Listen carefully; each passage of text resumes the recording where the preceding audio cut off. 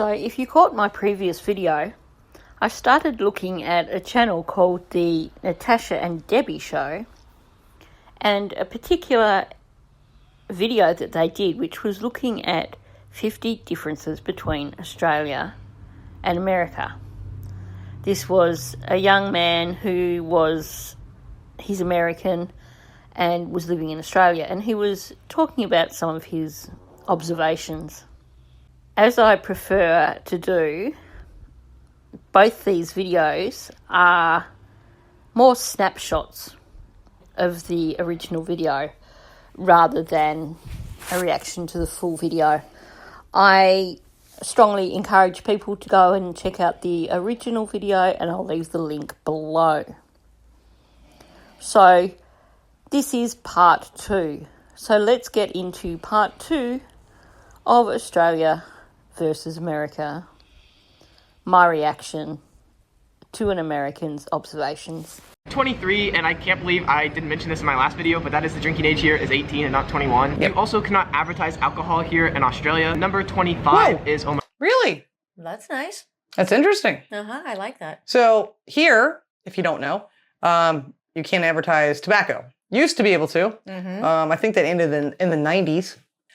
But you can advertise alcohol. I mean, there's a lot of revenue for that. Pretty much all I do. But that surprises me a lot. That is? That's really surprising. That's awesome. Huh. What beer, I don't drink if you don't know, but what beer do you guys actually drink? I know you probably don't drink Foster's. You probably don't. I'm thinking you don't. Anytime they advertise something Australian to Americans, typically you guys are like, yeah, no, we don't touch that. I've always found it fascinating that on one hand, in the United States, you can start driving at a much younger age than what you can in Australia. And yet, you can't start drinking legally until you're 21. And from what I can tell, most countries, the legal drinking age is 18. I mean, after all, at 18, you're considered an adult. You're considered old enough to vote. You're considered old enough to serve your country. So, I'd love to know the rationale behind 21 as the legal drinking age in America. If someone can fill me in on that, that'd be great. And I guess it's got pros and cons. Logic would say that at 21 you are far more mature and therefore more ready to drink alcohol. But then, I guess whatever age you are, the novelty of it suddenly becoming legal means that you probably are still going to do dumb ass things. In Australia, given that you have to have your provisional license for a number of years before you can get your full license, and that there are restrictions in terms of how much alcohol you are allowed in your system as a provisional driver. In other words, you are not allowed to have alcohol in your system as a provisional driver. I guess there are checks and balances, which mean that you are somehow protected as an 18-year-old drinking, because you're still not allowed to drive if you have had a drink and you're 18. Okay, the advertising of alcohol. I think he's got himself a bit confused there, because there are definite restrictions on alcohol advertising in Australia, but it is legal. So in terms of advertising alcohol in Australia, you cannot target minors or people who are under 25.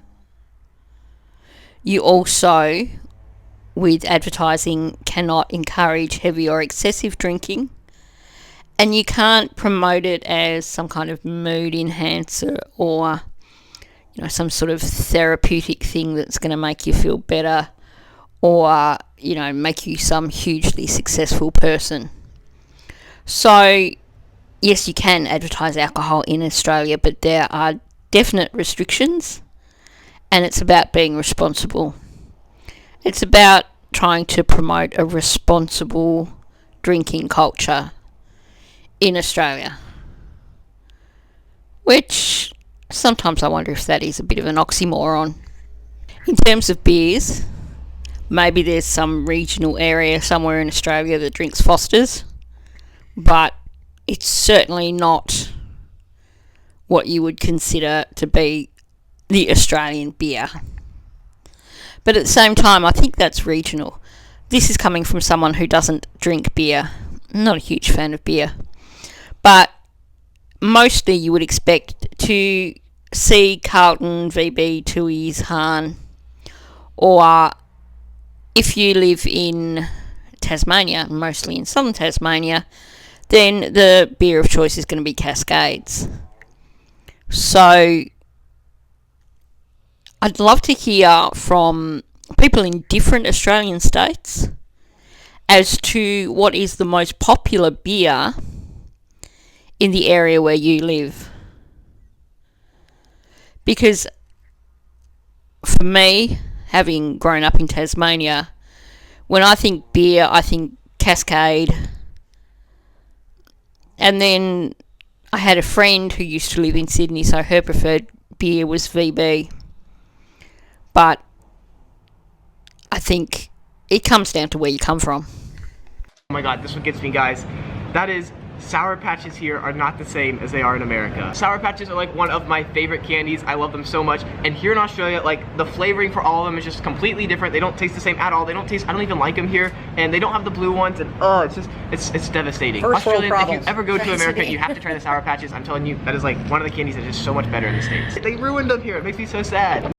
Okay, if you're American, you probably don't actually want to hear this, but there are a lot of food additives and colourings which are banned in Australia, but which you will find in American food. So a lot of things like lollies in Australia these days have natural colouring and have limited additives. If you go to Aldi, they are very good about having foods that are have less additives. And also there are companies who make a point of producing food that contains less additives. So the reason that your American lollies taste different from Australian lollies, and why you may feel that they taste better, is because they're more full of chemicals and unhealthy preservatives. And 28 is the distance between cities in Australia is so much bigger than it is in America. Like, all my European friends think America is spread out. Like, they think driving 3 hours to the next city is crazy. Like, 3 hours is like, should be like to a new country. I'm in Brisbane right now. The next city is like 1 million people in it is Sydney, which is like 10 hours away. I live in Austin in Texas, and I can get to 5 cities with or maybe four cities with over 1 million people in them, all within a 3-hour drive of my house. Okay, so let's start with the greatest proportion of population in any state is actually based in the capital cities. But there are plenty more cities in between those capital cities. No, you won't have these cities with populations of 1 or 2 million between Sydney and Melbourne, or Sydney and Brisbane. Why? Let's talk about Australian population versus American population, and this might explain it a little bit. So, in terms of him saying that the cities are so far apart, no, they're not. It's about us having a far smaller population than America. So, for us, big cities aren't cities that have a couple of million people. Big cities are cities that have, over 100,000 people. So, populations. Australia's population is currently around 27 million people. That is less than the entire population of Texas. Currently, the population of Texas is somewhere around 29 million people. When you take into account that Australia is 0.9 of the size of America, then that gives you some perspective on why we don't have cities crowded together quite as much as what you do in America. Yes, we have plenty of cities between Sydney and Melbourne. We just don't have a big enough population for those cities to all have populations of 1 million or 2 million. In America, your population is more than 10 times that of Australia. So currently the American population is somewhere around 332 million people. So that's actually over 10 times the Australian population. So I understand what it's saying here, but I think probably the more accurate way of looking at it is that population density in Australia is far different from population density in the United States, because outside of the capital cities there are smaller population areas, but there are definitely other cities between those capital cities. The Australian DMV, like the place you go to get like your car registered, to get it, I don't know, to get your driver's license, that type of stuff. They call it a different name in every state, but it is so much nicer here. It's a pleasant experience. It's quick. It's clean. It's quick. Oh my god, it's so great, because anyone who's been to America, to the DMV it takes in America, a week here. knows it is hell going to the DMV. First of all, sorry America. That sounds utterly horrible. My experience of going to roads and transport, which are the terms that are used in Tassie and Victoria, at least, I can't speak for the other states, is that you really don't wait for long at all. 10 minutes max. Although that said, I live in regional Victoria, so for me, my local transport is just around the corner actually, and the last time I went there I was waiting for less than 5 minutes. Question: in America, how much are you able to do online? Because here in Australia there's a lot that you can do online rather than have to go in to Vic Roads. So every time I renew my registration on my vehicle, I can just do it online. In terms of my driver's license, I think at the moment I've got a 10-year license, so I don't have to renew that for quite some time. So that's not an issue. So it's actually been several years since I actually went in physically to Vic Roads. 37 is beetroot on burger, so it is really common here in Australia whenever you get a burger for it to come with beetroot. Thanks. You've now given her an idea. See, we don't call them beetroot. We just say beets. But I love beets. I never put them on a burger. We don't actually eat beef. We eat chicken, turkey, things like that.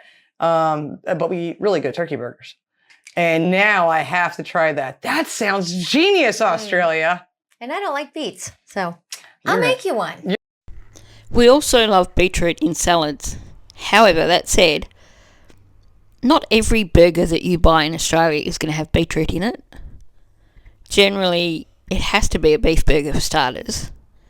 And usually it's going to be if you buy a burger with the lot and at a takeaway, not at some big multinational place like Macca's or somewhere like that.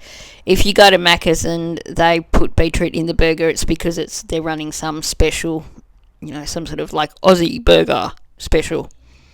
So you can still go to Macca's and be quite safe and have a burger without beetroot in it. Now, I will point out also, because I've getting the gist that Americans just don't get beetroot. When we say that we have beetroot in salads and we have beetroot in our burgers, it's kind of pickled. So it's not like it's just been freshly roasted or anything like that, or it's cut raw. It is kind of pickled. Generally, if you're adding beetroot, you're adding it out of a tin. So it's been processed, it's been pickled, it's had sugar added.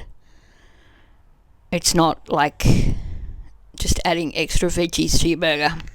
Something that really surprised me, I found this super interesting, What and you that got? is turkey, isn't really a meat option here if they have much. We found that out from our friend in New Zealand. Uh-huh. Because when she came to visit us, the first thing she wanted to eat was a simple turkey sandwich. And we're like, really?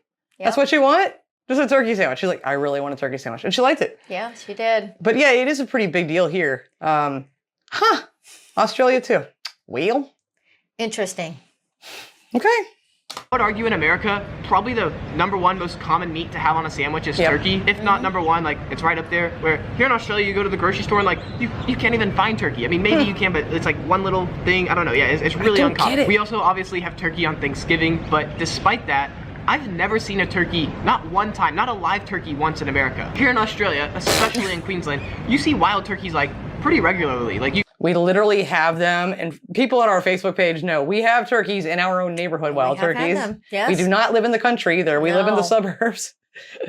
It just depends where you live. You go to a park, there's a good chance there's going to be a wild turkey there. I just The kind of wild- find it funny that deli they meat. clearly I have know, tons they of need turkeys them. here in Australia, but they don't really eat them. Where in America, I Eat don't them. know if They're we good. have any wild turkeys. I mean, I'm sure we have to. But We have plenty. Yeah, but we eat them all the time. No, First of all, let's clarify, when he said we have turkeys for Thanksgiving, we don't have Thanksgiving in Australia.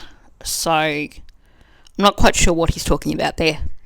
But in terms of turkey in Australia, heck, you can get it in any supermarket. You can buy frozen whole turkeys in the supermarket. You can buy seasoned turkey rolls in the supermarket. You can go to the deli section and buy slices of turkey. Or you can go into the section where they've got all the packaged meat and buy packages of sliced turkey. So I'm not sure what supermarket this guy was looking in, but I find it amazing that he thinks that you can't get turkey in Australia. That said, it's definitely not as popular as what it seems to be in America. I think part of that probably comes down to, once again, when you look at population in comparison to land size. So in Australia, we have quite a large beef industry. We have quite a large lamb industry. We also have quite a large poultry industry in terms of chicken. For some reason, we just don't love turkey. So, yes, you can get it in Australia. Quite often, people will include it in their big Christmas lunch. But it's not probably as popular as other meats. I think probably the main meats in Australia would have to be beef, lamb and chicken. As for there being lots of turkeys roaming free in Australia, honestly, I'm not sure where he lives, so maybe that area has a wild turkey population. But to the best of my knowledge, we don't have a wild turkey population here in Australia.